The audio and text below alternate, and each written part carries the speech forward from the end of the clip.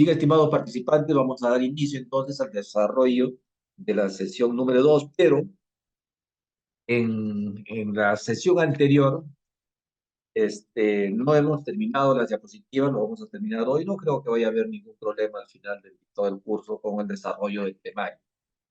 Ya, entonces, día de ayer me han informado algunos participantes que no han podido visualizar las primeras diapositivas. Vamos a dar un repaso, ¿no?, de la clase del día de ayer, ¿no?, resumido, para cubrir o reparar o superar ese error, ¿no?, donde ustedes no han podido visualizar la diapositiva.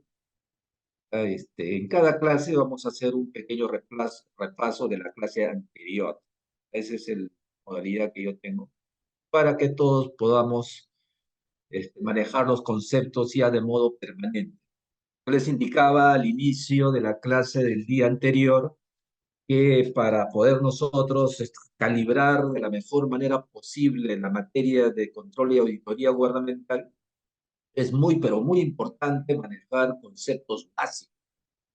¿Ya? Hay muchos conceptos básicos, lógicamente, y ayer yo les he estado mencionando algunas de ellas, pero he puesto en estas diapositivas aquellos que por ningún motivo todos nosotros, en realidad todos los ciudadanos, debemos de desconocer. ¿Ya? Por ejemplo, es el Estado. Nosotros somos parte de ese Estado. Nosotros no somos el Estado en sí mismo. Nosotros formamos parte de un componente de ese Estado que se llama población. ¿Ya? Y recuerden que el Estado no es otra cosa en términos muy, pero muy sencillos que la organización de la sociedad. Punto, se acabó. Es una sociedad organizada, se ha organizado, tiene una estructura. Eso es el Estado, en términos bastante simples, ¿ya? De tal manera que no nos olvidemos en lo sucesivo. Todo eso habíamos conversado el día de ayer. Les doy las buenas noches a todos, lógicamente, les reitero, y a los que se han ido incorporando también, ¿no? Ya habíamos hablado que el Estado entonces es muy importante, ¿no? Porque dentro de ese Estado es donde se desarrolla pues el control y la auditoría gubernamental. ¿Ya? Porque el Estado tiene componentes: territorio, población, soberanía y gobierno. Es el gobierno del Estado, que tiene una estructura también, quienes manejan los recursos públicos. O esos recursos provienen de diferentes fuentes, como también hemos visto el día de ayer, presupuesto del Estado, ¿no? La principal fuente de recursos del Estado son los impuestos. Son los impuestos. Todos nosotros pagamos impuestos, todos. ¿Ya? Impuestos directos, impuestos indirectos. Cuando compramos un kilo de arroz, un tarro de leche, estamos pagando impuestos, ¿no? Y es importante entonces que nosotros manejemos estos. Nadie deja de contribuir con el Estado, nadie, seas rico o seas pobre.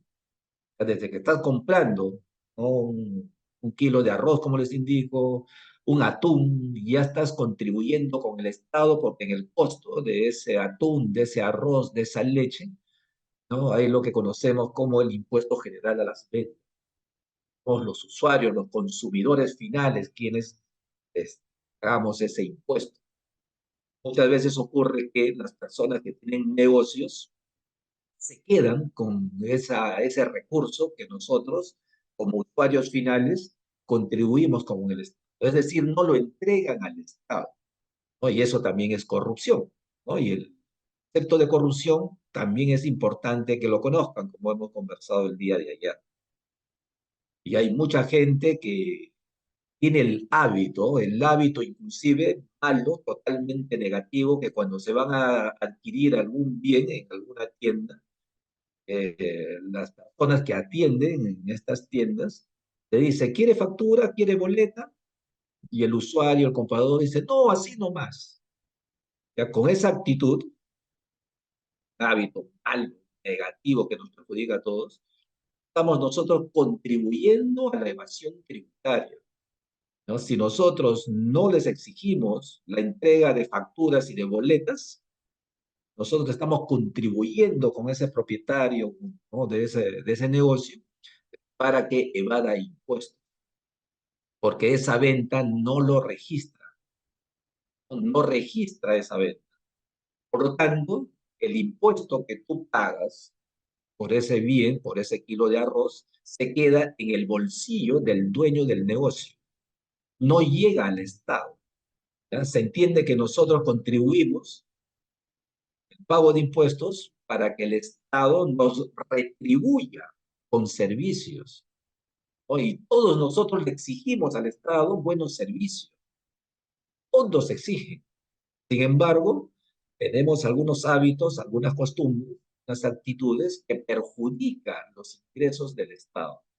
Y uno de ellos es justamente cuando se adquiere bienes y no exigimos la entrega de las respectivas facturas y o boletos, ¿no? Todos nosotros debemos de exigir, ¿no? Y ese es un temita que lamentablemente no se enseña en colegios a los niños.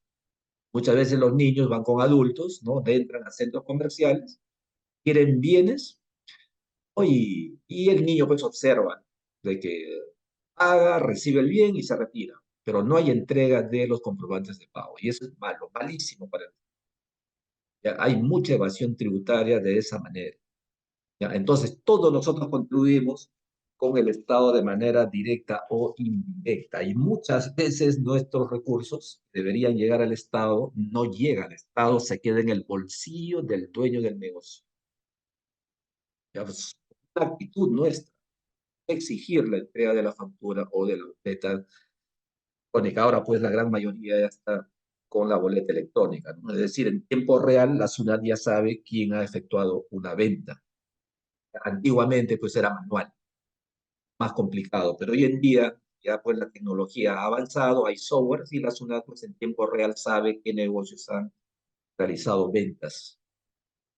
Bueno, ese es otro tema, es un tema tributario que también es importante. ¿Ya? Entonces, todos estos temas ya hemos hablado el día de ayer, hemos dicho también que actualmente hay 193 estados reconocidos como tales en las Naciones Unidas, entre las cuales está nuestro país, por supuesto. Y hay dos estados observadores que son el Vaticano y Palestina.